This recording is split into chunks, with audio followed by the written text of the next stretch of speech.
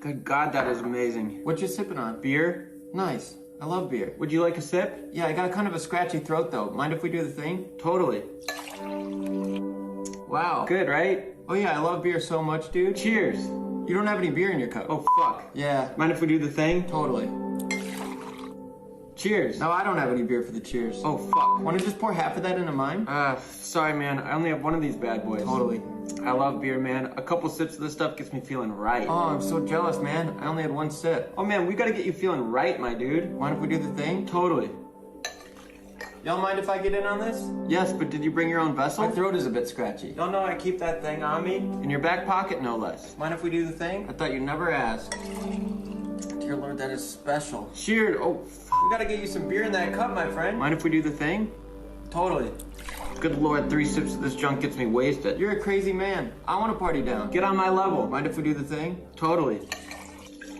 Good Lord, 3 sips got me feeling cooked. Wow, you guys are wilding out. I'm jealous. Get on our level, man. Mind if we do the thing?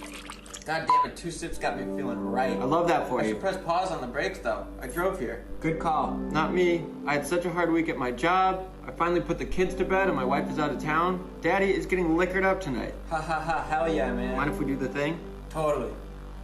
Wow, this feels like college again. Hell yeah. Like a beer bong.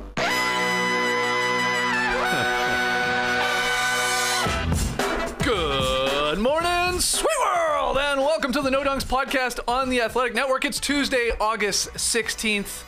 That man is a genius, that TikTok guy. That's my favorite guy on TikTok. I'm J.E. Skeets, and alongside me here in the Classic Factory, the international man of mystery, taking it to the max, Leigh Ellis. Friends. A couple of friends here still anyway. Yeah, it's good to see you. Yeah. And over yonder, making the magic happen, super producer JD. Hello. There he is, and here we are. Shout out to the stream team joining us live right now on YouTube.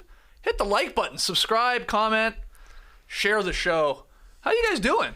Haven't seen you in a while. Yeah, it's been a while. Probably Vegas, I suppose, I last saw you, wasn't it? Really?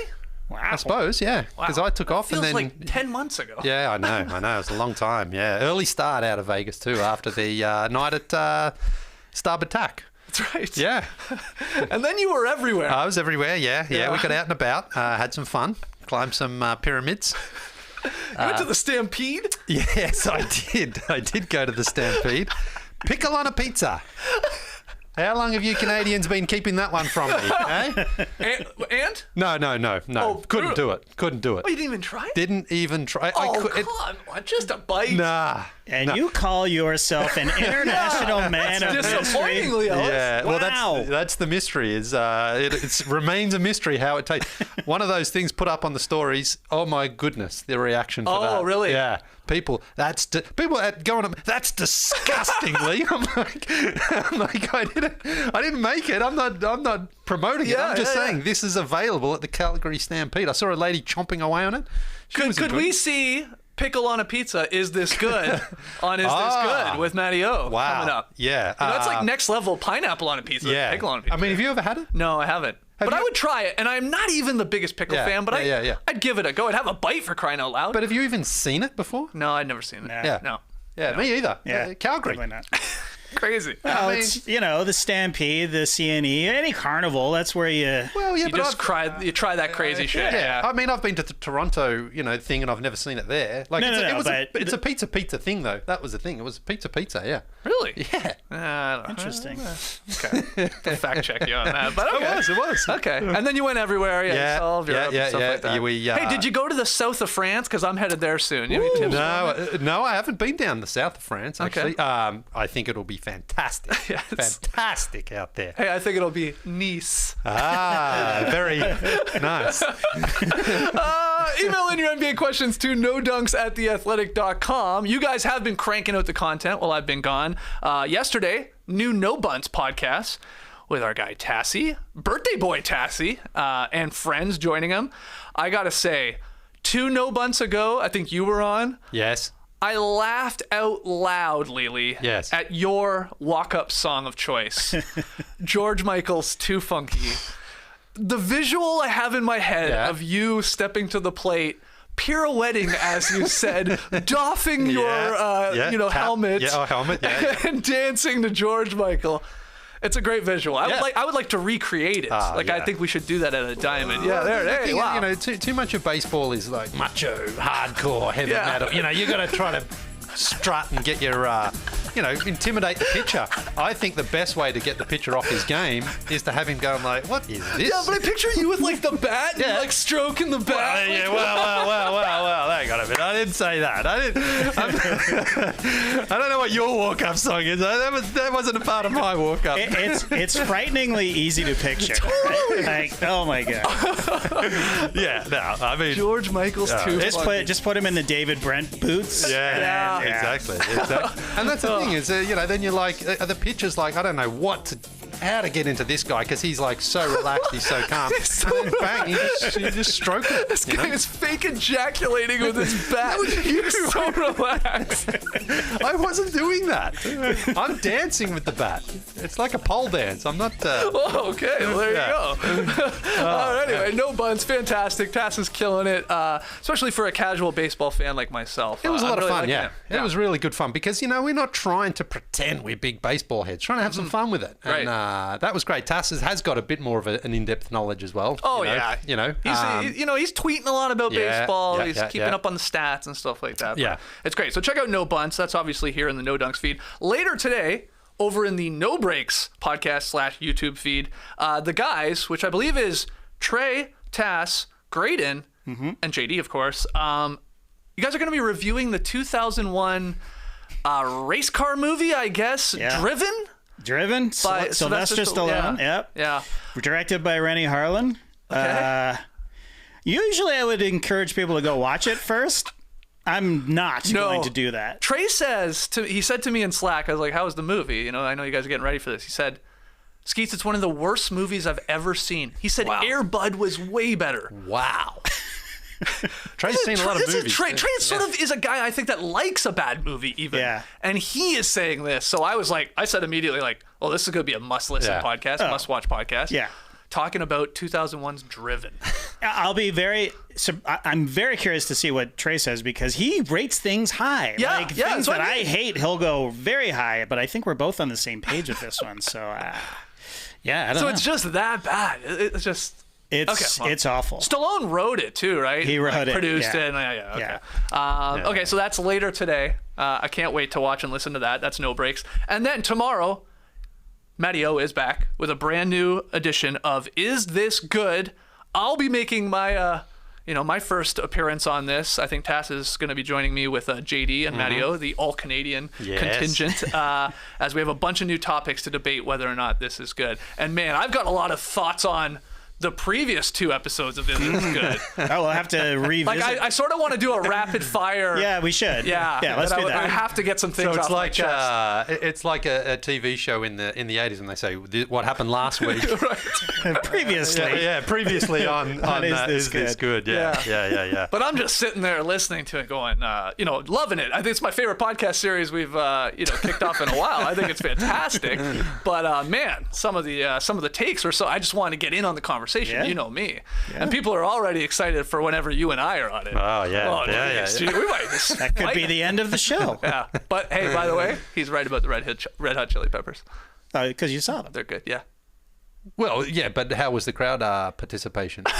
Well, when you say the crowd participation, honestly, it was low. What do you mean? That's exactly what I said. But what do you mean? But you're talking about the interaction. Yeah. I'd like to be entertained. Not just their music. Their music was great. Yeah, entertained. They're entertaining me through their music and the show. But I don't need them to say hello Atlanta to feel entertained. No. But you want the backup. I saw Coldplay here in Atlanta a few weeks ago. Oh, okay. Top 2 show I've ever seen in my life. Jesus. Unbelievable show. They're playing Wembley right now. Before every song, you said something about Atlanta. Almost. No, not necessarily about it. You know what he did, though? He played to the crowd, but he didn't, just overdo it. He entertained the crowd. They mixed things up. Kelly Rowland came out. You want it, but not too much. No, I don't want it to be fake, and it wasn't fake. That's the thing. Chris Martin, I'm only a medium Chris Martin Coldplay fan. Their show is spectacular. Spectacular. I saw them a long time ago in the Toronto? Air Canada Center. Yeah. I probably was it? Yeah. It was. No, it was at Rogers Center they played. Was it? Yeah, because we were there too. Yeah. I was high up, so maybe it was. Yeah, it was definitely. It was like 2009, 10. Okay. Yeah. Anyway, it was a good show. Can you imagine Leigh at a symphony?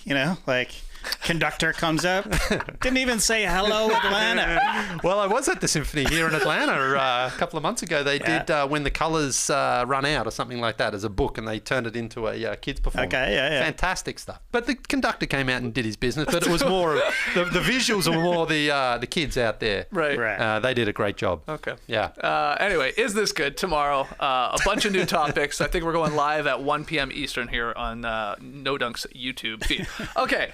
But this is wild. We're going to do a little NBA content here. Yeah? You don't want to? Let's just keep talking, man. No, there's some NBA news and notes that I think we can do here today. Again, let's hear from everybody in the stream team, your opinions on some of these topics. Let's begin with the schedule. Yeah. I think the word is the entire schedule is dropped tomorrow on Wednesday. I saw the rumor going around that's going to happen. But, our guy Shams at The Athletic, he's got the leaks. He's got our NBA opening night, and he's got the Christmas Day schedule. Just very quickly, NBA opening night is October 18th. It's 76ers at Celtics, Lakers at Warriors. Okay. But here it is. JD's got it up already. The NBA 2022 Christmas Day schedule, Lee. Now, I don't know if these are in the actual order of the games. Probably, considering really? the Knicks are usually the first slot.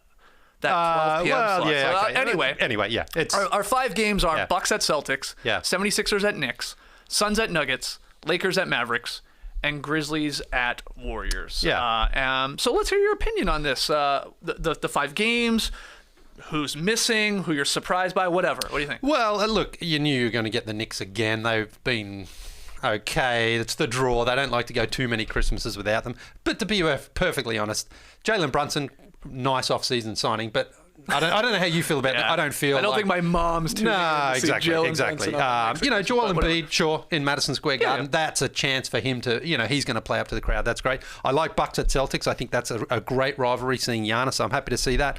After that, to be perfectly honest, not sort of all that gripping for me. I would have actually gone Grizzlies Mavericks because I would like to see Ja versus Luka more than I would like to see Grizzlies Warriors Lakers Mavericks. But man, we got Grizzlies Warriors. Honestly, it feels like just because of Draymond Green and John Morant. Yeah. And they're back and forth all summer long. I mean, I'm not angry with it. I would rather have seen Luka and Ja. They're two young studs going at each other. And I know we're getting, obviously, Warriors-Lakers on opening night. But to me, I would have just mixed those up. Suns and Nuggets, I mean, that should be a good game. That one's a little shocking, I guess, in the sense. But I guess Denver, the Nuggets, really put up a stink last year when Jokic, the MVP, one-time reigning MVP at that point, now 2-time, that they weren't included in Christmas Day, and Malone was going off about how can you not have the MVP in a marquee game on Christmas Day, and I guess the him winning back-to-back, and the NBA's like, maybe he's right. There's always got to be showcased. People who are unhappy. I mean, Trae Young, I know he tweeted out something. He was very, very upset. Yeah, come on. I rolled my eyes at that. But I'm just saying, there's him and the Raptors as well. I mean, they were snubbed. No, but I mean, I think those teams have got as strong as argument as getting, the Suns and the Nuggets on there as well. Okay. Sort of, yes. Anyway, for me, I'm very excited. I think Ja and Luka and Giannis and Joel Embiid is fantastic. I would have just mixed up the game a little bit there. But the Lakers and the Knicks, the Knicks have to be absolutely awful to not get a game on Christmas Day, which has happened in the past. But the slightest sign of maybe they'll be good gets them there because it's the New York market, and it is one of those traditional things, even if everyone's rolling their eyes at seeing the Knicks again getting such a marquee day. Right. I guess it's going to be interesting this year, too, because the Christmas holiday falls on a Sunday this year, which is week 16 of the NFL season. And there are a lot of games being played on the Saturday, but there are going to be NFL games on this day now. Yeah. There's 3 in particular: Packers, Dolphins, Broncos, Rams, and Bucks, Cardinals. That's the late game. I saw Ben Golliver note that the 2 leagues, the NBA and NFL here, they won't go head-to-head in the same markets. I thought that was interesting. NBA didn't include the Miami Heat, right, because the Dolphins are playing, and the Clippers are not playing while the Lakers are on the road. Yeah. They're in Dallas, and so are the Suns, I guess, with the Cardinals playing. Well, look, the NFL, they're the ones who can call the shots. I know in the past they've kind of allowed this day to be the NBA's day, but again, being a Sunday, which is a traditional football day, they can be the ones who say, well, the NBA is going to have to work around us because they're just the bigger league. They're going to get way more viewers than any NBA game is going to get. So the NBA has to sort of maneuver around in that situation. I'm a little shocked that we don't get and we usually do, the run it back of the finals You get those two teams play. I mean, that was like a staple for a long time, and instead we're not getting Celtics Warriors.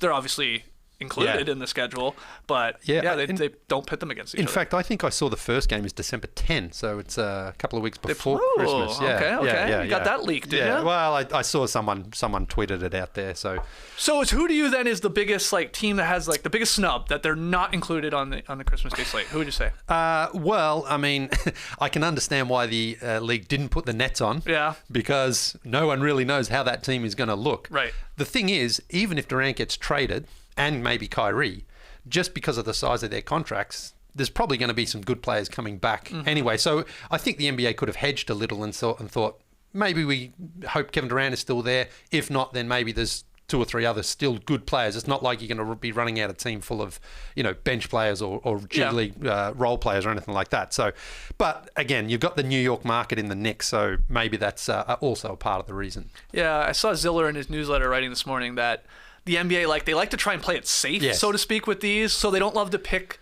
or try and pick the up-and-coming team, right? Like a year ago it was the Grizzlies. Where are the Grizzlies with John Moran on the rise? And they're like, too soon. Now they're included. And then he's saying, Ziller was like, who would be that team maybe this year? The Pelicans, I think, is a fair bet. If Zion Williamson is back playing the way he did when he was healthy, and that team on the rise, that would make some sense. There are other teams you can maybe talk yourself into.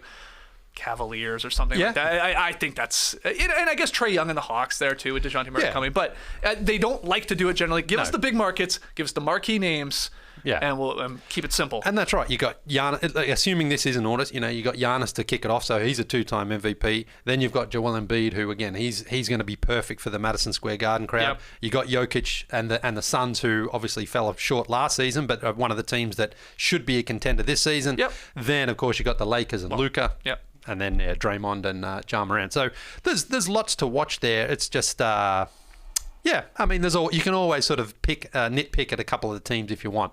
Well, let's talk about, and I can't believe I'm going to say it, but the Kevin Durant of it all and the Nets. You said they're not there on Christmas Day. Yeah. So I guess we'll start. Let's just get this out of the way. Right. Kevin Durant's not retiring. All right. He strongly refuted an assertion from a well-connected team executive that suggested to Mark Stein that Durant was more apt to retire than again play for the Brooklyn Nets. He tweeted, KD, I know most people will believe unnamed sources over me, but if it's anyone out there that'll listen, I don't plan on retiring anytime soon. Shit is comical at this point. Okay, so there's this part of the KD story. Yes, it's easy to make fun of Kevin Durant right now, but I believe him in this case that he wasn't even contemplating retiring rather than not play. He's way too much of a baller for that. It's a crazy situation. Yeah. I have a take, though. Okay. Kevin Durant is Hall of Fame. No questions asked. He's probably top 15 of all time player. But I do believe a couple of things have happened. He's going to be 34 at the end of September. He's played 90 regular season games over the last 3 seasons. He missed an entire season after rupturing his Achilles. He was fantastic during the regular season. And in any one game, whichever team he's on, he's most likely to win. He's still a brilliant player. But the playoffs against the Boston Celtics kind of showed something that I think he's on the decline downside of his career, because that was the first time that I can remember really seeing Kevin Durant, not just in one game, but for a series, not be able to rubber stamp that game with his... Now, he was still good. He still scored points, but he turned the ball over a ton. The defense from the Boston Celtics really sort of made him work so hard just to even get good shots off. And I think that's a sign of just a guy who's got a lot of miles in his legs, a lot of injuries as well. And again, he's 34 years of age. So he's still a fantastically brilliant player. Any team would love to have him. But I think when you add the fact that he's had the injuries, he's also got a 4-year contract worth $200 million, which means for the most part, if you're going to trade for him for that $50 million or so that he's earning this season, to get to that, to close, it doesn't have to be dollar for dollar, of course, but close a lot enough. of money's got to come back. Exactly. It's got to be within a few million there. That's going to take most good players from another team. So then Kevin Durant is, theoretically going to a team where he might be surrounded by, young players or, players at the other end of their career. And for example, I know the teams that he's been linked to, Phoenix and Miami are two of them. I just don't see how that deal can happen, especially with Miami, because they're obviously not trading Jimmy Butler. The whole point would be to have Jimmy and Kevin Durant together. So then who's the next best player? Well, it's Bam Adebayo. Now, are you going to trade Bam Adebayo for Kevin Durant? Kevin Durant is and they technically can't with Ben Simmons. Exactly. And there's all those other machinations as well there. But Kevin Durant's just come from a team where they had no interior presence, and you know, we know he can defend again in a couple of possessions, but you're going to have Dwayne Dedmon as your big. I mean, there's just so many factors here that I just see the reason why the trade hasn't happened. I think teams are sort of hesitating somewhat. Sure. And they're also just not prepared to give up a haul, which would leave them then short. Mm-hmm. So, you know, I thought your hot take was going to be Kevin Durant should retire. Now, that's a hot take. No. Oh. My take is that you know, he's no longer the player he once was. He's still a great player. I just want to make that clear. I'm not saying he's he's washed or anything like that. So you're saying he's if he was for sure, I think you would agree, in the 1A tier. Yes. The best of the best. Yes. He's on that short list. Yes. You think he might be the second tier now? I think so. And again, I'm basing that on what happened in the play. They got swept, remember? This wasn't a series where, like, Giannis lost in the second round without Chris Middleton, right? Now, they went to 7 games. They were leading 3-2. They could have, should have, whatever, won that series.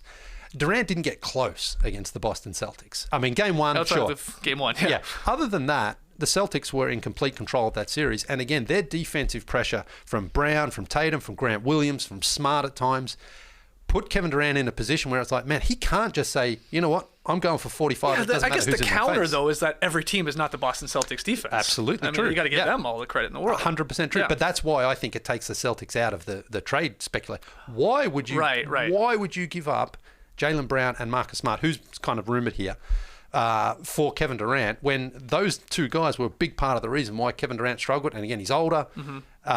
Now, over a course of 82 games, let's say he plays 65. That would be a good return from him this season. You're going to win most of those. But then he's got to get through the playoffs where teams are like, see what the Celtics did last year.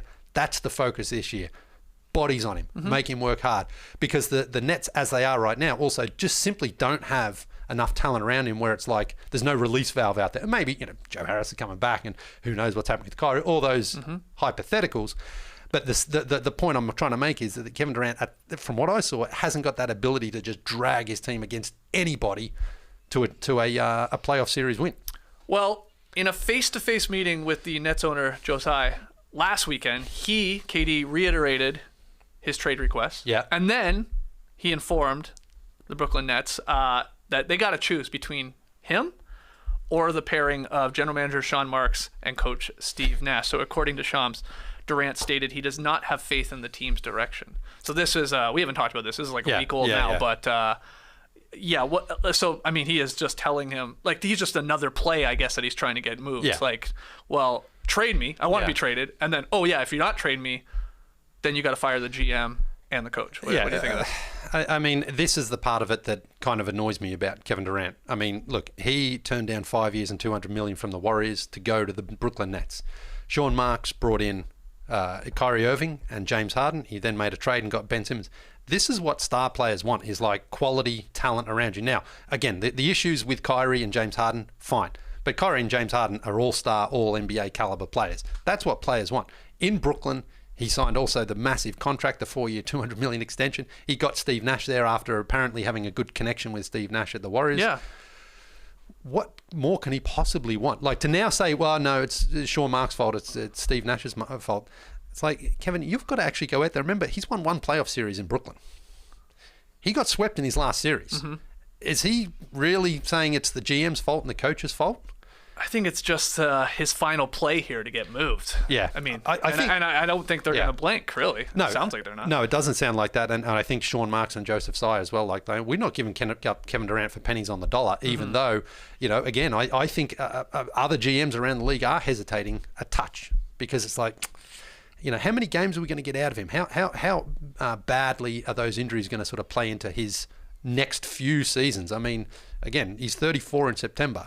So he's on the older side of your prime years, and especially with those injuries. So he wants to go. I don't know where he wants to go, actually. Like, Philadelphia, Boston, Phoenix and Miami are linked. I think the two destinations that he could end up at is Toronto. Mm-hmm. I mentioned them. And the Atlanta Hawks, because the John Collins situation there. Wow. Well, only because John Collins appears to be on the outer. Yeah. Right. They've been linked to moving him for a while. If they can somehow now they gave up 3 first-round picks though, to get DeJounte, so they don't have that. But in terms of contractually, you've got Capella and Collins get you to about 42, 43 million. Then you maybe have to find somebody. Now, if the Hawks believe in Okongwu as their starting big next year, they may be interested in that. But other than that, there's just not a lot of teams who have. And as you mentioned there with the Miami Heat, Bam can't play with Ben Simmons right now. Andrew Wiggins the same in Golden State. So what other options are there for it, really? Sam Amick had a great question on The Athletic. So if a trade doesn't materialize before the Nets start camp here in September, as we get closer and closer, is Durant willing to do one of two things? Go full Jimmy Butler, just make a scene out of everything, make things very uncomfortable, win some games with the scrubs and all that, and then have a sit down with ESPN or something like that. Or will he go the route of Ben Simmons, who is on his team right now? Maybe you can get some tips from him and just not report to camp, as Simmons did with Philly last season, and has since they've agreed to their contract situation. Remember the Sixers were withholding the $20 million. We don't know what number they agreed on, but Simmons got some of that money at least. I mean, what does KD do here if this continues? Like you're saying, because a lot of other GMs are, they're saying we're not going to give you everything because you're in a tough spot because we know he wants to move, but he's holding this organization's feet to the fire, and so to speak. Well, look, I think Kevin Durant is too much of a baller to just not play. I just don't see him saying, all right, well, I'm just not going to play. I think he's going to get out there and show teams, hey, I've still got it. Can you see Kevin Durant sitting on the bench or sitting at home? I can't. No, I can't. I don't think so. Which is why it was really silly to hear, he's going to retire. Well, yeah. I mean, look at that. There's crazy things being said out there. But Kevin Durant, he was there with in Barcelona, over the last few days with James Harden. He's been shooting around with Jason Tatum as well. Kevin Durant loves basketball too much, in my opinion, that he will just say, all right, well, I'm just going to have to get out there and play and hope the situation changes. Because let's say he does play, and let's say Kyrie's playing, because as of today, they're both still and Ben Simmons apparently is ready to go. And Joe Harris comes back. Well, they could be 12-3, and all of a sudden it's like, oh, actually, it's not too bad here. Maybe. Steve Nash as the coach? Yeah, why not? Again, winning solves everything. We hear that all the time in the NBA. So if they are winning, Kevin Durant's playing well, and he's like, well, again, where is the grass greener necessarily if he goes to, Boston? And again, I honestly can't see Brad Stevens giving up all that to get him. The counter to that, hypothetical of they start 12-3 and everyone's gets over all this and water under the bridge, is the opposite, which is oh my God, is this a toxic environment? And by all accounts, it already was last season. And then you're looking down the barrel of another completely wasted season if you're the Nets and the front office and stuff like that. That is just as realistic, if not more, with KD and Kevin Durant and Ben Simmons on your team. And Nash is your head coach. And that's kind of what happened there with Harden last season, where it got to the point where it's like, all right, we've tried it. Let's just trade him for Ben Simmons. Ben Simmons didn't end up playing, so it's more likely to go that way. I agree. Yeah. But at the same time, if Kevin Durant's out on the court, he's not tanking. He's always going to be playing to win and compete and show how good he is still. So I think we're more likely to get to a situation where it's like they play 20 games or so. If they're still not on the same page, then maybe a team again, who knows, the Blazers, let's say, they're like, we wanted to win this season, not working. Maybe they can work a deal and get Durant there with Damian Lillard. Yeah, I understand that. It sort of would work for the Nets. In theory, as the season starts, teams start to figure out, whoa, we actually aren't as good as we thought. Yeah. Wow, we could take a bite at the apple, try and put together a package for KD. Yeah. I get that, but the other thing is he just he's a hooper and all that, but he's also a bit of a prima donna here. Yeah, look, his reputation is taking a hit because again, you got to go to you chose to go to Brooklyn. He chose to go to Golden State. He got these star players alongside him, and you're living and playing in New York City. It's not like he got traded to, no disrespect, but Indiana or somewhere like that, and they just said, who cares, we're going to move on from you. He's in all these positions that he chose. So what are the reasons behind his request then to be traded? What is it? I don't know because... Is it Kyrie? Is it actually Nash and Sean Marks, if you buy that? Is it...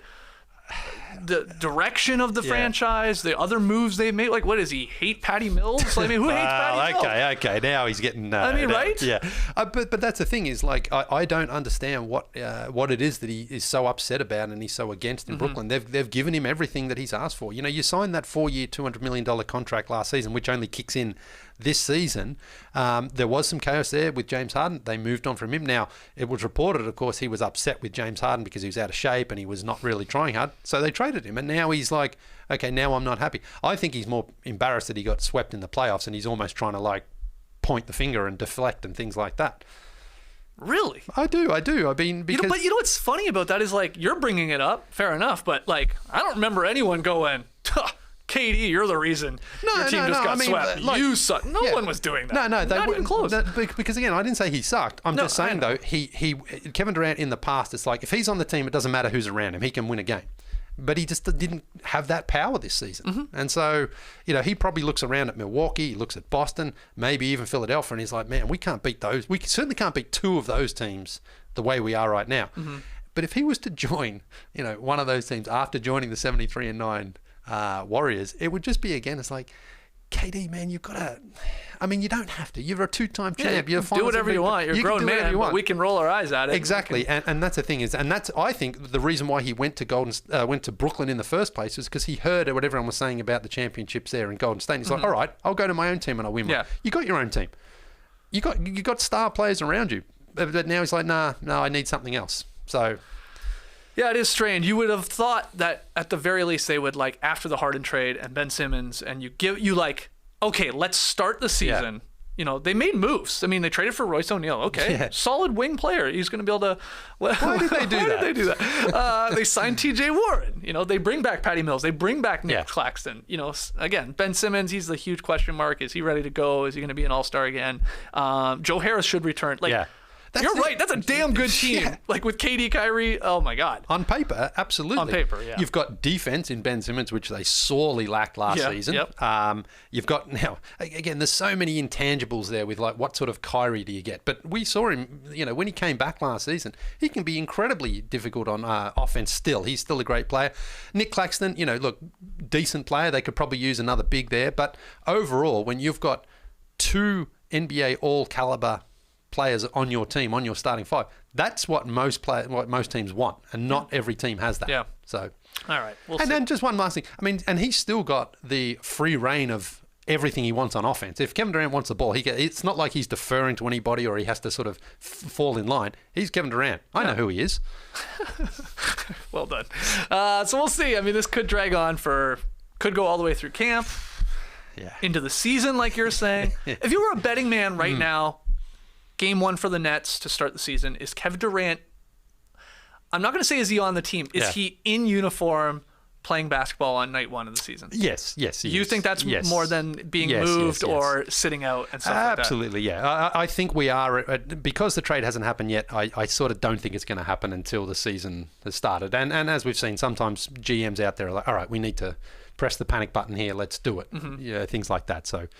yeah. Okay, then one more question for you. Yes. Let's say Durant said, okay, you know what? Don't trade me. But I'm hell-bent on not playing for Steve Nash. I don't like his coaching abilities. And I don't even like Sean Marks, what he's doing in these moves. You get rid of them, I'll stay. What do you do then? Well, I think now that Joseph Tsai has basically said, I'm not doing that, he can't backtrack on that. Okay. Now, again, say they're 2-14.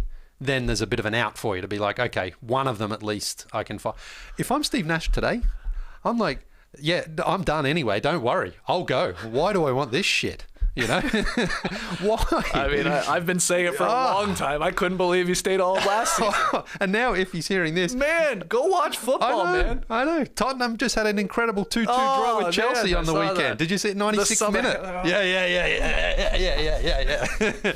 But did you see what led up to it, the goal? I did see the goal. Yeah. That was my God. Yeah.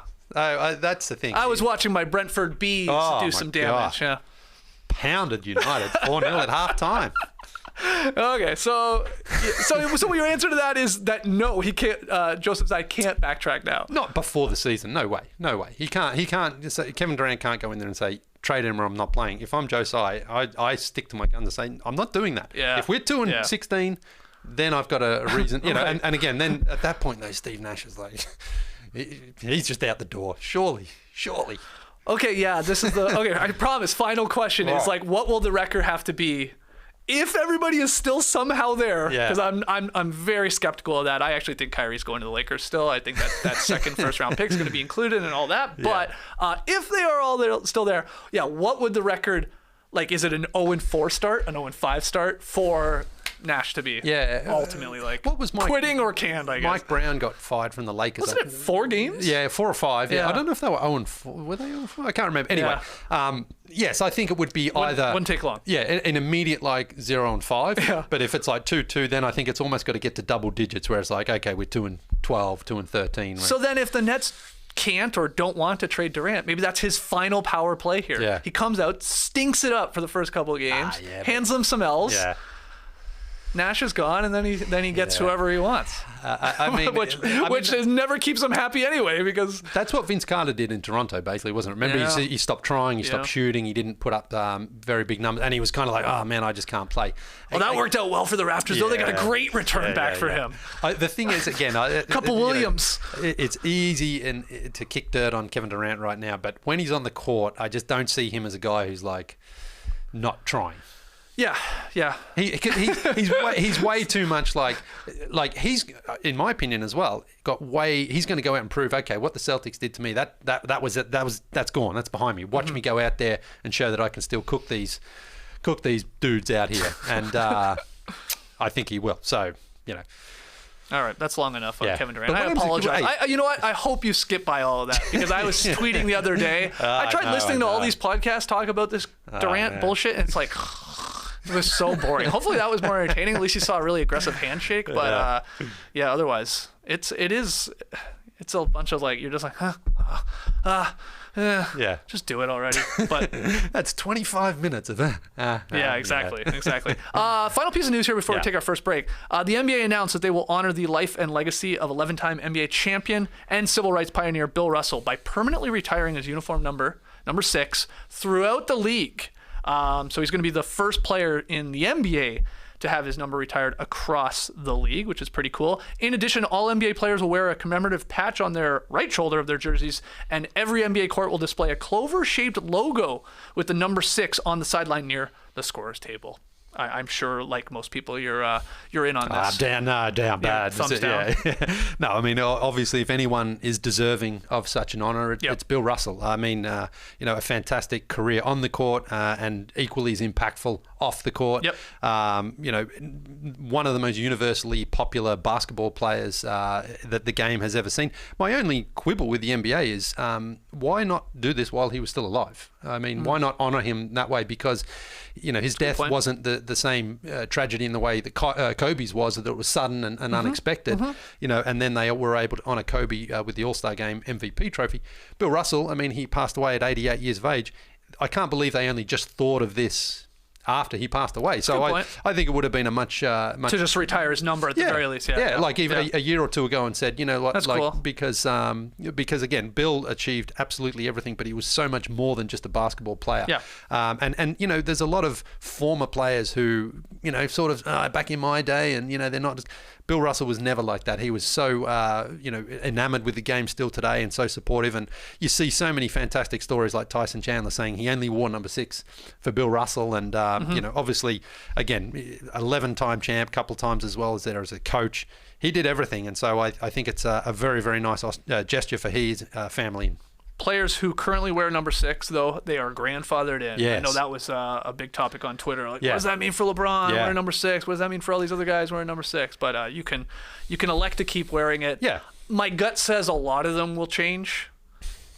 I mean, is Kristaps Porzingis going to be sticking with number 6? Maybe. It's his number. He can, according to the rules here. But and look, some will change, I think. I don't think you're being rude or, insulting his legacy if you still wear it. Because I think Bill Russell wouldn't be like, everyone must stop wearing it. He would be like, no, you guys wear it. Because he wouldn't be that sort of a person. I don't know. I think he'd give the middle finger to Porzingis who's sitting courtside. You wear my number. Get it up. But ultimately, that's that. I think the NBA at least did the right move in that sense where they're like, we don't need to ban it from this season. Let guys wear it until they choose not to, and then it will be officially retired. Right. I do love that they're doing like they do in the MLB with Jackie Robinson. Nobody else can wear it. 42 in MLB, obviously 6 here with Bill Russell. I will say, I saw some Lakers fans a little like, oh, really? We're doing this next level? Right. The Clover will be on the court. Yeah. In all the arena's floors, Yeah. but specifically, of course, the Lakers with that rivalry, and it's like some of them don't want to stomach that. Well, understandably so, but you would think that Bill Russell actually transcends any rivalries like that, because you don't want to be like, we can't honour any Celtic under it. I remember, I think Larry Bird was at Magic Johnson's retirement ceremony, so I understand the Lakers Celtics rivalry, but the things are bigger than basketball. I just wonder though as well now, because we do it for someone like Bill Russell, who was impactful. I mean, Michael Jordan must be strongly considered too for the impact that he's had on the NBA. Would not be the NBA it is today without what Michael Jordan did in the 80s and 90s. Fair. And he's, again, the 6 championships. The game of basketball is synonymous with Michael Jordan. Yeah, but that would be like, if they retired 23, that would be like hockey retiring Gretzky's 99, which they did, which is a thing.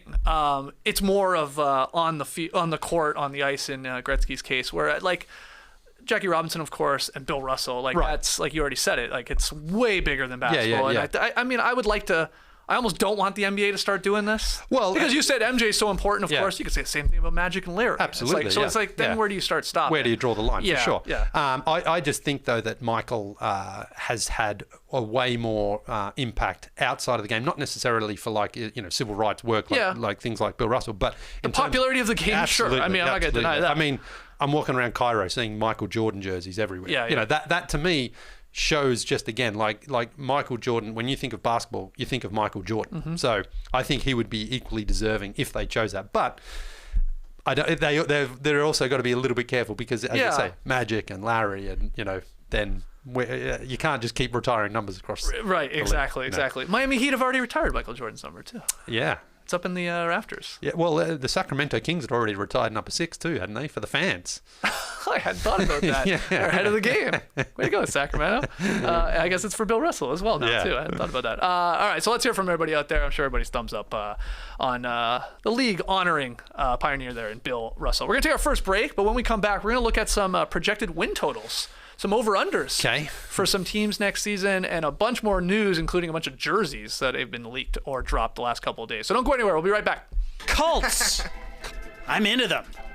If I see a doc about a cult drop, it's clear the decks, pop the corn. I'm binging them all. That's right. I watched both NXIVM docs back to back. Back to back. Why am I talking about cults right now? Because, well, I'm in one. It's called The Cult of Peloton. And I'm all in, baby. It's the instructors. Each one of them is my own personal Svengali. They're so damn good. Let me shout out a couple of them. Christine Dercole. She's a short track, well, not short track, but it's a track cyclist, right? Mm-hmm. And I took a class from her the other day. It was a power zone ride, 45 minutes, and she was all based around a race in a velodrome. So she was talking about the strategy of, each lap, you pour it on, you pull it off, and it was all in power zone. It was interesting, and I was sweating my ass off, and I loved every second of it. That sounds awesome. It's great. Emma Lovewell, my kid, my youngest, shredded, like abs of steel. And I say, Jackson, what's your secret? Emma Lovewell, he says. You should take some of her classes. This is real. This is actual truth. Every time I walk into this classic factory, he's on the floor over there, hanging out with Emma Lovewell, doing crunches and whatever else she's got going. So I'm going to get on that. But Dennis Morton, he's my guy. He's the cadence king.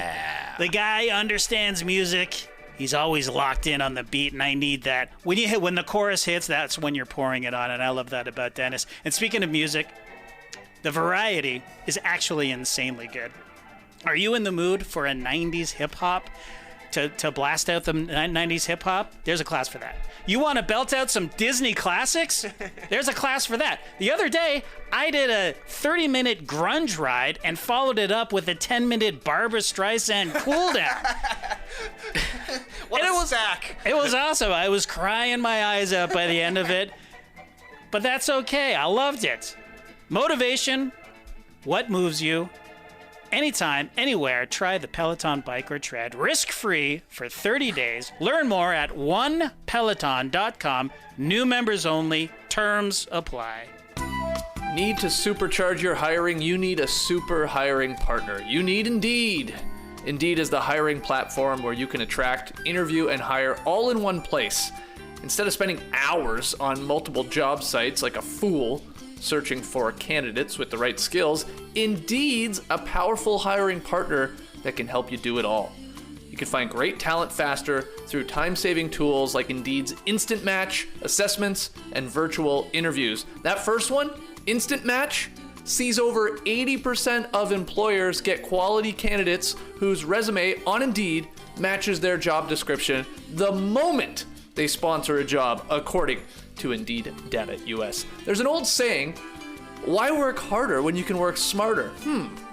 Well, to that I say, the smarter move is to let Indeed do the hard work for you.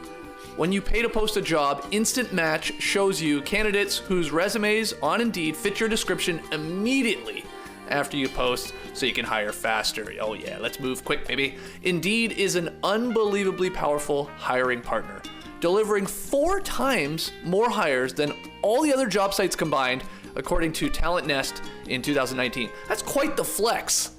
4 times more hires than all the other job sites combined? Straight lapping the competition here. Start hiring now with a $75 sponsored job credit to upgrade your job post at Indeed.com/NoDunks. Offer good for a limited time. Claim your $75 credit now at Indeed.com/NoDunks. Indeed.com/NoDunks. Terms and conditions apply. Hit them with the tag, baby. Need to hire? You need Indeed.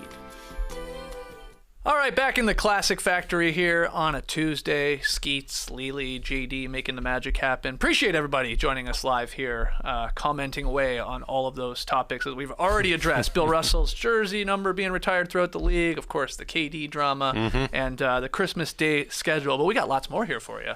This is juicy. We've got the projected win totals for next season for all the NBA teams, your over-unders. Yep. I think we can make an entire podcast about this. We could go through every team. Yeah. Hell, we can make 2 podcasts. Do the Eastern Conference, do the Western Conference. We'll get evererty back in here. Wow, I think as we get closer to the start of the season, we can do that. We need someone like Cam Stewart, though, on a show like that. Just to lay some money on everyone. Exactly, because that's a real gambler's sort of podcast. You know, that's where you're really, it's true. You know, that like just to have an opinion on it without anything at stake doesn't really count for anything. You want to really put your money where your mouth is. Well, we could do that. Why not? Yeah. We could get the 4 of us. Yeah. You know, you, me, TK, and Tass, and then maybe we have we go through every team. Yeah. Talk about the over-unders, whether you're going over, whether you're leaning under, and then we lock in our 4 or 5 can't miss bets. Yeah.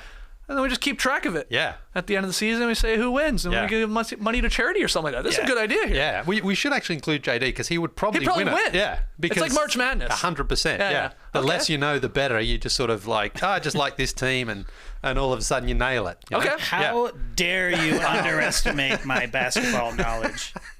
I thought that was actually a compliment to you, JD. That I'm saying you're going to win because you take a different approach. A compliment is you're so clueless about the sport that we cover that you'll probably just back in. I think it's a strength to be not maybe as plugged in. Because if anything, it's more of a zing against us. Hey, you're the experts. Exactly. And dummies can't even get one right. Yeah. Okay. Hey, I bet on tennis and I won big in Vegas. Oh, that's right. Yeah. He swerved on us. Yeah. It was Nick Kyrgios, of course, in the final against Djokovic. And, well, it was that, but it was the women's. That was one. Yeah. Semifinals. Yeah. Were you still in town to collect? I was, because I thought I had parlayed both matches, but I hadn't. Right. So after we looked at the ticket, we realized wait a minute. So, but I won, which felt really good. It was a good swerve you did. Okay, but anyway. We will be doing those podcasts. I think we can lock that in later here in the summer or into the fall as we get closer to the start of the season. But we do have those projected win totals. I don't think we're going to go through them all. We're not. Yeah. But do you have one that maybe caught your eye, was a little surprising to you in terms of maybe even the line that was set, or whether or not you're leaning strongly one way or the other? Yeah, well, I mean, look, the Detroit Pistons last season won 23 games, and they are only projected by this to win 28.5. Okay, these are by way of BetMGM. BetMGM, that's right, yeah. And I just think the Pistons last season, look, Kate Cunningham was fantastic. They had a good draft in Ivy, who's there. And they're not, I don't believe they're out there trying to sort of tank again or anything like that. I think they want to start showing some improvement here. Right. And I think they've definitely got 5 or 6 wins in them more than they had last season. They weren't a bad team last season, even though their wins, again, I mentioned only the 23 there. They were competitive in a lot of games. Dwayne Casey, he really gets that team to work hard. I think you're going to see improvements from Isaiah Stewart this season. Sadiq Bey had the 50-pointer last season. So I think the Pistons have got... to say, can they win 30 games? Absolutely. I think this season, maybe even... 33, so it sounds 34. like you think the Pistons are going to remove themselves from sort of the bottom of the barrel of the league. I think so, Which would probably, some people are higher on the Magic bouncing back, Rockets, question mark, Pacers should be there, Spurs maybe should be there if they're tanking. Yeah. But you think the Pistons can sort of like get up to the next level, and that's probably 30 wins. I think 30 wins is, if they win less than 30, it'll be a disappointing season for them. And again, look, Cade's, he started off the season slowly last year with injuries, but if he's on the court from game one, he wasn't just a decent rookie last season. I think he was really, really good. A winning player. Yeah, but we didn't really see it until later in the season. I love his composure. I love the way he plays. So I'm expecting the Pistons to be, better this season than they were last season. Were you shocked at all by the Celtics having the best win total, according to Vegas, at 54.5, I think it was? It's them, and then it's like the Suns. Yeah. The Warriors are right there. I think a little, yeah. I mean, I really? Well, for me, if the Bucks are healthy with Giannis, I think they're probably going to have the most wins next season. I would say they're a 60-win team with a fully healthy squad. Because Giannis is 27, he's in the prime of his career right now. He's just a ferocious competitor. You've seen him out in Europe playing out there, doing everything, looking great. Yep. There's no reason for me to think that the Bucks, while Giannis is playing, are not going to win 60 games. So, and look, the Celtics are going to be right there, of course. Yeah. But I would have the Bucks as the team most likely right now to win the most games. There was 8 teams heading into next season with 50 or more wins on the Vegas board for over-unders, and I was like, that seems high. And then I went back and looked. There was 8 teams last year that had over 50 wins, and I was like, oh, okay, makes sense. It just I think I was shocked by that because didn't the Heat lead the Eastern Conference with 53 wins. Yeah, and it was but then there was a bunch of 51s. Yeah, that's right. The next 3 teams, Boston, Milwaukee, Philadelphia, all had 51. The Raptors right on the door there too at 48. Jazz had 49, and the Nuggets also had 48. So yeah, there's a lot of teams hovering around it. Okay, so you like the Pistons. Yeah. You'll probably be sprinkling some dough on Detroit when we do that podcast. What about a team right now? And let's remove the Brooklyn Nets because I think it's good luck trying to figure out what the Nets are going to be. Exactly. But another team that you, or let's put it this way, that you would avoid like the plague. Because you're just I don't know, and therefore I will not be betting it. Well, last season the Charlotte Hornets won 43 games, and they were knocked out obviously in the play-in against the Atlanta Hawks, and they've dropped to 37.5. But I also think that right now is still a little bit high. Feels high to me too. Look, LaMelo, great, sure, but then what did they do in the off-season? Honestly, nothing. Absolutely nothing. Yeah. And so, and they brought back Steve Clifford. Now, respect to Steve Clifford, he's a coaching veteran, but not an inspiring coach there for me. I know Kenny Atkinson allegedly, did agree to coach, and then he pulled back. I think that would have been a better move. They had an off-season. Miles Bridges off-season, of course, we know all about that. We don't know to get into the details, but that's a significant impact on the team there as well. And then what have they done in free agency? Nothing of note. So I think the Hornets, and their biggest problem last year, of course, was defense. Now, Steve Clifford has a reputation for being a defensive coach, but it doesn't matter if you've got a defensive reputation if you don't have players who can play defense. And that's, I think, the biggest problem here for the Hornets. Gordon Hayward, he's basically just a contract at this point. The injuries have really derailed his career. I'm sure they would get off that contract if they could. Even when he plays, he's just not going to be the sort of guy who can really turn that franchise around. So outside of LaMelo Ball, I really don't see how much they got. Terry Rozier, fine, he can go and get your bucket, but I think the Hornets, as of where we stand today, are in for a tough season, and I don't see them winning 38 games. If you like, I think they're going to be 36 or under. Okay. Another perplexing team, at least that I'm like, oh, what do I do with them? I think the Blazers. Are like, well, I don't know. JD, I don't know if you have that one. I think off the top of my head, Vegas has got them. Is it about 38? No. Oh, really? Is it that low? I thought it was a little bit higher. I thought it was around the 40 mark. But as we go through all of them here, just chuck them up for you. Yeah, okay, next one, Portland. That's a P. That's fine. That's all right. Everybody on YouTube is enjoying seeing these. 39.5. Yeah. Man, like. I know. Like they made some moves. Obviously, they get Grant. Hart is there. Simons gets paid the big payday. I mean, he's supposed to be like, hey, be CJ McCollum 2.0. But it's like, really, it comes down to Lillard. It's like, if Lillard, I mean, he had a long time to get healthy. Yes. And by all accounts, he says he's ready to go. Yep. It's like, I struggle. If Damian Lillard is at 100%, I struggle to see a Blazers team that doesn't win at least half their games if he's playing in a majority of them. Like, he's that good to me. At his peak. I know he's getting older and all that, but like, that one, I'm like, that seems low. Yeah. That seems low. Oh, and I'm not saying they're going to, Well, because I'm not saying 55, something like that. But like, you're telling me a Damian Lillard-led team with some at least some more defensive-minded pieces around him and like a clean slate sort of like, that to me is at least a 500 team, and they're like that would be like knocking on the play-in or maybe one of the lower seeds. I go over on that one. I don't know, because look, I think Minnesota is going to improve. I think the Pelicans are going to improve. I think the Clippers, of course, are going to improve. And the Jazz are probably going to drop off right now. So there's a lot of other teams, especially in that Western Conference. I mean, the Kings. Wow, what is going to happen with the Kings next season? The Lakers, of course, you'd expect them to be better than they were last season. So I just think the Blazers are still going to be. You just think the competition is too good. When you're in the Western Conference, you just play those teams more than you play the ones in the Eastern Conference, and for them to get up to 38 from 27 last season, I agree 100% with Lillard. He's one of those players who can do it, but I feel they're going to be still stuck in between, I guess I can see 35 to 40, but not really many more than that. I mean, I think play-in is probably their best hope right now. But look, if Josh Hart is really, really good for them, if Anthony Simons can take that next step because they gave him the contract, then things certainly change there. But need to see it first. Yeah, I just feel like there are a handful of guys in the league that, like, if they're healthy and playing, your team overachieves, and you're at the very least you're winning more than half of your games. Yeah, I mean, look, the Spurs are going to drop off as well. So there's, for all those teams I mentioned that are going to improve, there's a couple that also are going to drop down a little bit. Rockets should be better too next season. The Thunder should be better too. I mean, we do this all the time. What about you start doing?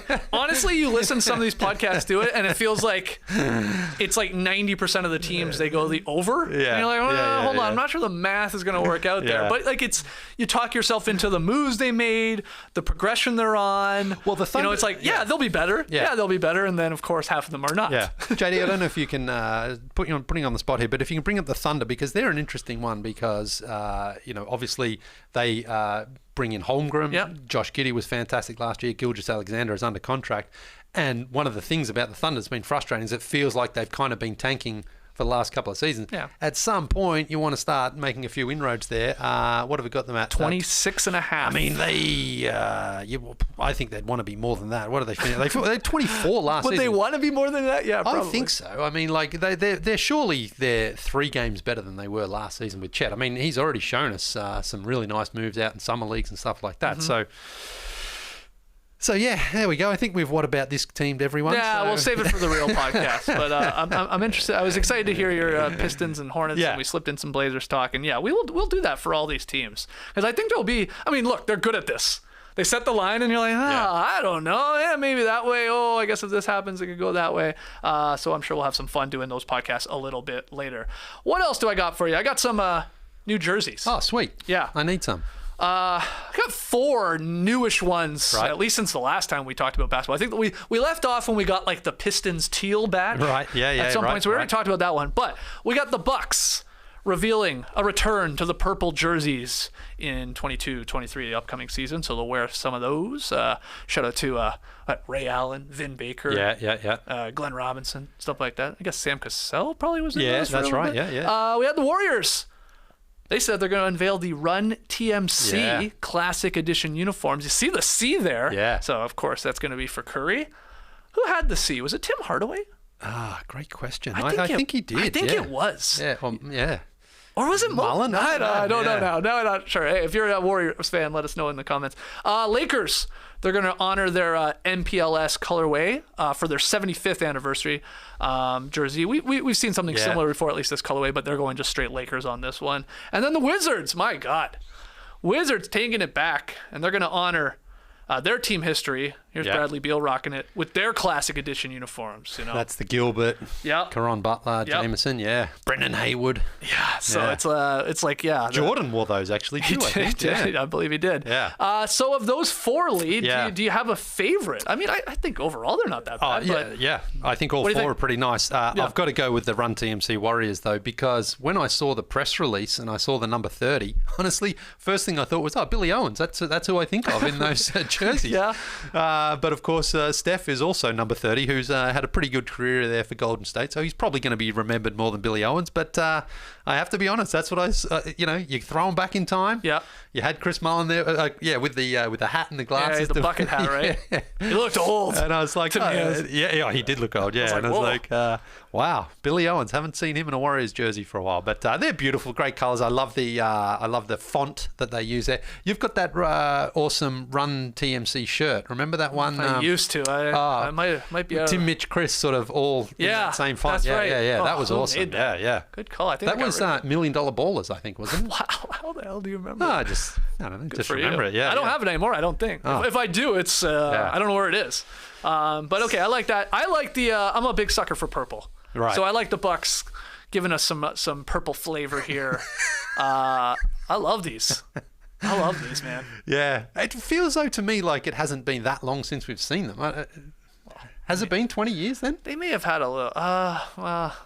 I'm trying to keep track of all these over the last couple of seasons. Like they come back, they wear them for 10 games, and they're gone for a year. I mean, I don't know, but like this, like that to me is like again, we were talking like that's Ray Allen, that's Vin Baker. I mean, so that's a long time ago, man. Yeah, I mean, I'm guessing it's at least 2005, but I don't know, because they have so many jerseys over the years these days. It's like, I don't think that it has been that long, but maybe it has. Who knows? Let us know in the stream team. Let us know if you're listening. You might want to come watch the video to see the jerseys or seek them out at least. Your favorites from this latest batch. Again, I think this was a good batch. I don't even mind the Lakers ones there with the MPLS vibes and that last one from the Wizards. The Wizards one, okay. I mean, I don't think it's the greatest looking jersey, but it's fine. If it's got us, thinking of Gilbert Arenas. Exactly. Mission accomplished. I guess Brendan Haywood. Yeah. Stuff like that. I got some other random notes. I already said Sixers and Ben Simmons. They've reached a confidential settlement on nearly $20 million withheld from his contract. How much money do you think he got?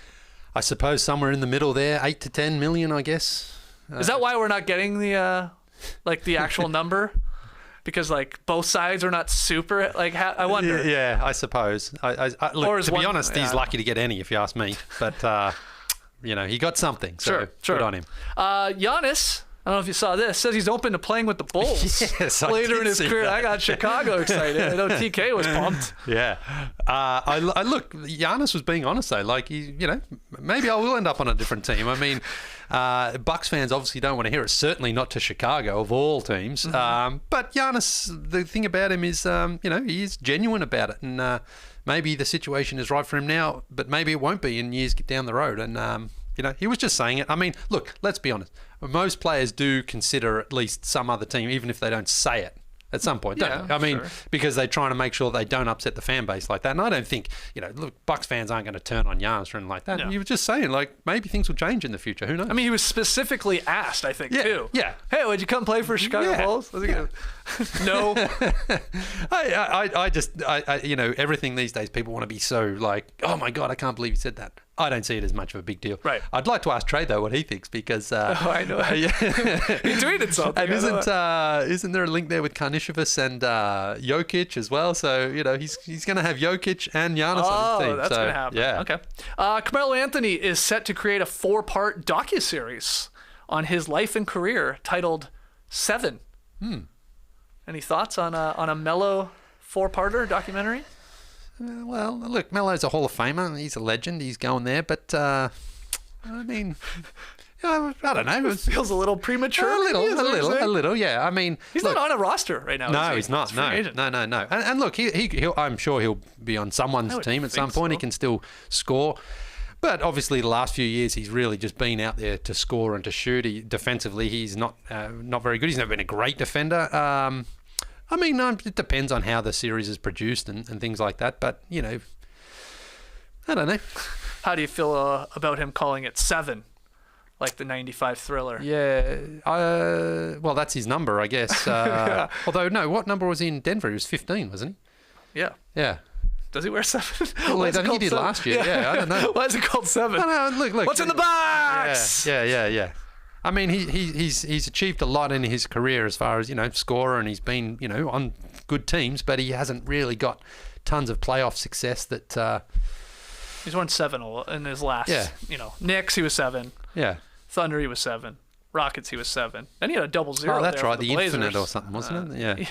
And then back to 7 with the Lakers. Yeah. But 15, there. I mean, that's the big debate there in Denver at the moment, isn't it? I mean, Jokic is the 2-time MVP.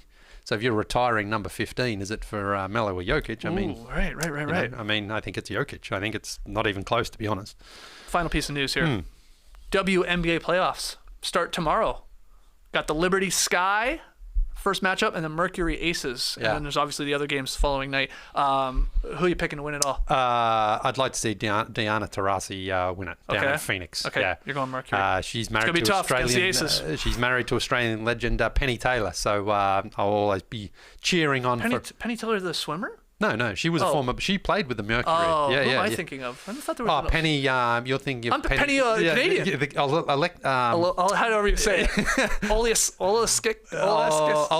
Yeah. That's what I'm thinking about. Yeah. Okay, Penny Taylor used to play basketball. Yeah, she played for the Mercury and represented Australia quite a few times. So now she's the partner of Diana Taurasi, which is great. Okay, so you're going for Mercury. Yes. That's going to be very, very difficult. The Aces, man. Woo! Yeah. And I think in the first round it's best of 3. Yes. So it does help your chances, I guess. You don't got to win a ton, but you play the first 2 games in your home arena as the higher favorite seed. Yeah. And then if it goes to a game 3, you go to the other part. Yeah. Isn't that crazy? Yeah, but it's wild. I don't mind it either, because you should be able to wrap it up if you're the higher seed. You get 2 chances at home, and I think that's. I like in the WNBA they do try things like this, and why not change it? Just because it's been a certain way forever doesn't mean that's the right way or the only way.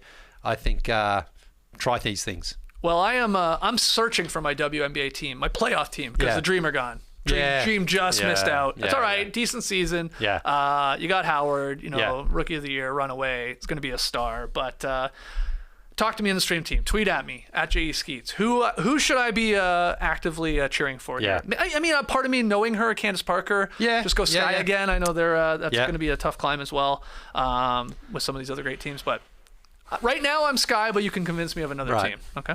We're going to take one more break. Real quick, TK in the stream team. Yeah. What do you say? Sky repeat. Lock it. Okay. Homer. Okay. That's not. This picture-in-picture is driving me crazy. Okay.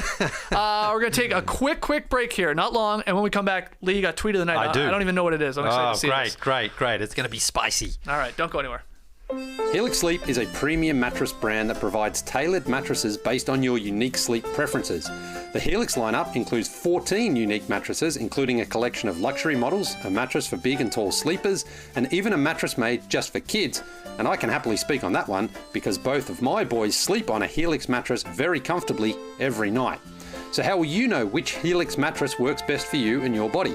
Well, take the Helix Sleep Quiz and find your perfect mattress in under 2 minutes. Helix knows there's no better way to test out a new mattress than by sleeping on it in your own home. Duh! That's why they offer a 100-night risk-free trial.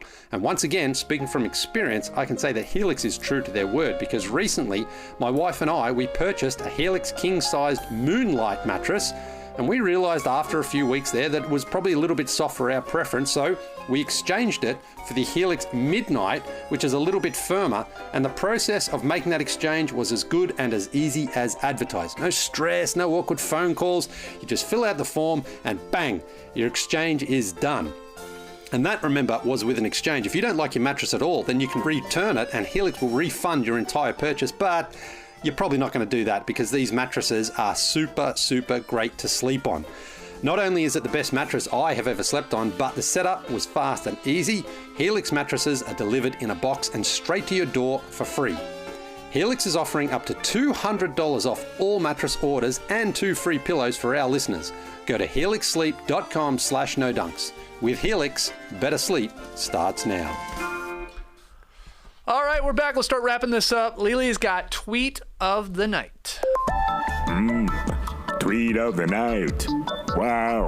Twitter. All right, man, what do you got? I got a tweet and a reel, and it comes from my my favourite Canadian. I've got to say, I've got a new favourite Canadian. What did I tweet? Sorry, you've dropped in the rankings because I'm going with Denver Nuggets star Jamal Murray. Look where he is. He's out at Melbourne. He's at the home of Australian Rules football out there. He's doing something with New Balance, his sponsor. And he's on the hallowed turf of the MCG. He's been doing some in-person appearances. And you can see he's got the Australian Rules football there, and he's got a couple of Melbourne footballers with him. They've all got the Murray jersey. So let's see what his form is like there with the Australian ball, because we know it's quite difficult. Here he goes, lines them up, sends it right through the middle. That's not bad. I tell you what, that's from about 30 metres out. To get the ball accurate like that when you haven't done that, played like this for your life as a kid and things like that, that's tough to do. He did a pretty good job there. So I'm very happy to say he kicked a sausage roll, that's what we call it, for a goal. Nice.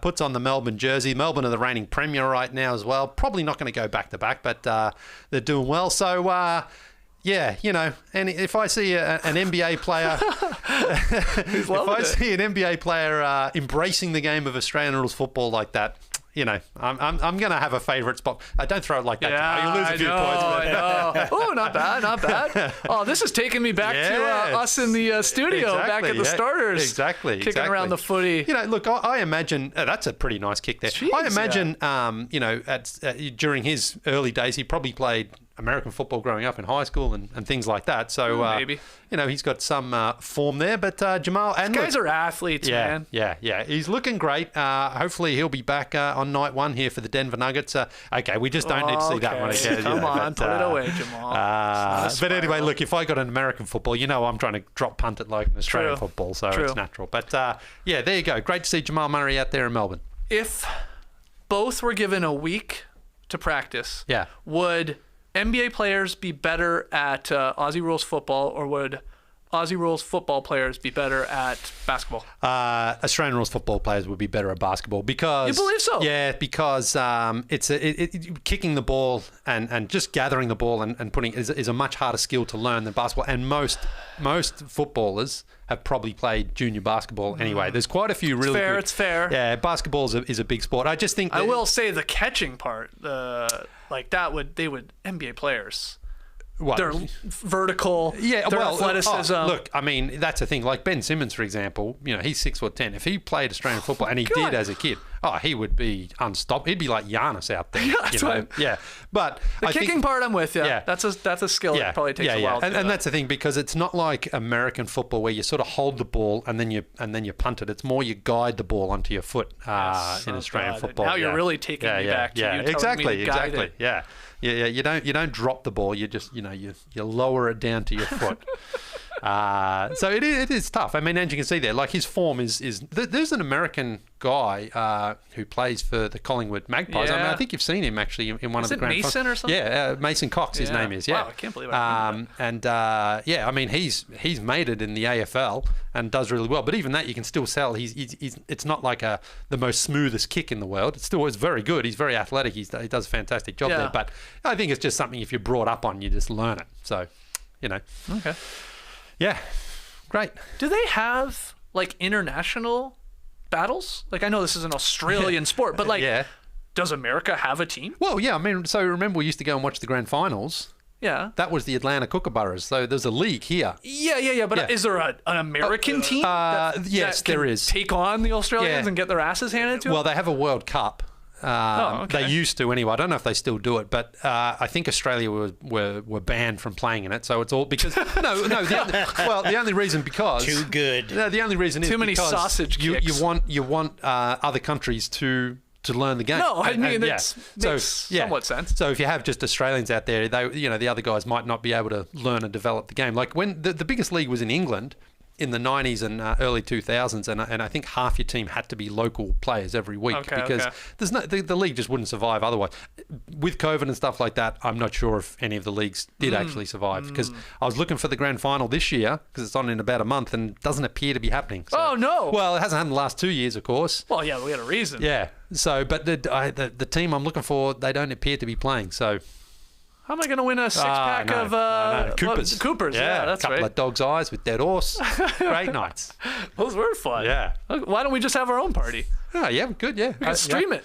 Yeah, we could. I can't remember what channel. JD, you want to get together at 1 in the morning to watch Australian rules football? I'll get the pies from the bakery from the Australian cafe there, and here we go. And get some the Coopers. VB on the. Well, there's Coopers. There's Coopers in Brookhaven. I know a place out there in Brookhaven. We need some VB. Yeah, I can get some VB. I know some people. Okay.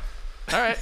Lock it in, man. See what is we make this show to just like come up with other show ideas. We got like 3 or 4. No. That's what's going on here. All right, fun tweet of the night. Let's call it there. Email in your questions about the NBA, AFL, whatever you want, to nodunks@theathletic.com. Follow us on Twitter, Instagram, Facebook, TikTok at NoDunksInc. That's INC on the end. Subscribe to The Athletic. Go to theathletic.com/nodunk. Get yourself a subscription. Like I said, later today, No Breaks. Reviewing the 2001 Sylvester Stallone movie Driven. It's a piece of shit, they say. So that'll be a fun podcast. That's about 1 p.m. Eastern on No Breaks. Obviously flipped into a podcast if you can't join the guys live on YouTube. And then tomorrow here on No Dunks, another edition of Is This Good with Matty O. I just saw the topics. Right. Oh, they just dropped. Oh, some good ones. Wow. I think one he put in specifically because he knew I was coming on. Right. It's about adults loving Disney World.